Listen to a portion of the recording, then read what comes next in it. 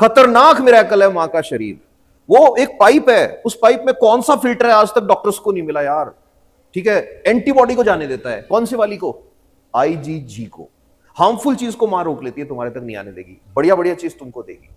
तो इसलिए मदर की हमेशा रेस्पेक्ट इसलिए भी बनती है, साइंस के पॉइंट ऑफ व्यू से देखें, सबकी करनी चाहिए। फादर की भी करो, ऐसे नहीं कि फादर को पटक दो एक साइड में, फादर की भी करो, बट मदर की रेस्पेक्ट इसलिए करो, तुम्हारे अंदर आज जो ब्लड है ना, उस लेडी ने अपनी बोन्स दी हैं तुमको।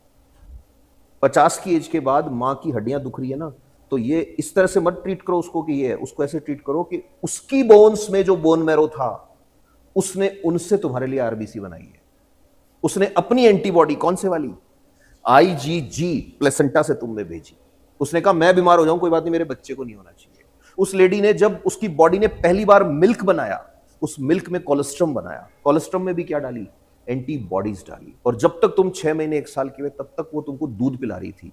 तो दूध के अंदर कैल्शियम कहां से आ रहा था? वो अपनी बोन्स का कैल्शियम तुम्हें दे रही थी। इसीलिए मेनोपॉज होने के बाद लेडी जो है उसकी बोन्स वीक होना शुरू हो जाती है। तो तुम देखना दादियां जो होती हैं वो एज के साथ हल्की हो जाती हैं, दादा लोग वैसे ही पड़े रहते हैं।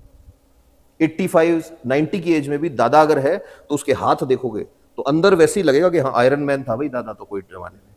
और दादी को तो दादू सिकुड़ नहीं लग जाएगी ऐसे, दादी को तो मजाक में उठा लेते हैं बच्चे, क्यूट है दादी, ये है वो है। एक्चुअल में वो फीमेल जो है उसको न्यूट्रिशन ज्यादा मिलना चाहिए, बट हमारे यहाँ सोसाइटी ऐसी बन गई, फ्रूट्स भी घर में आते हैं तो सबसे पहले कोई सांड जैसा लड़का होता है, आधे तो वो खा जाता है, फिर बच्चों को मिल जाते हैं, मम्मी काम लगी होती है उसके लिए साइड में रख दो, और वो जब खाने बैठती है तो बच्चा ऐसे देख रहा है, वो उसमें से भी आधा दे देगी काट के, बिकॉज उसमें ऑक्सीटोसिन है। Oxytocin is what? सेक्रीफाइस, अपनापन, डिफेंस, ये मैकेनिज्म है। इसी वजह से जो फीमेल है ना, ये बाकी लोगों के लिए बहुत कुछ करती है। तो वो बोलते हैं ना कि त्याग की मूर्ति है, सेक्रीफाइस है सच में।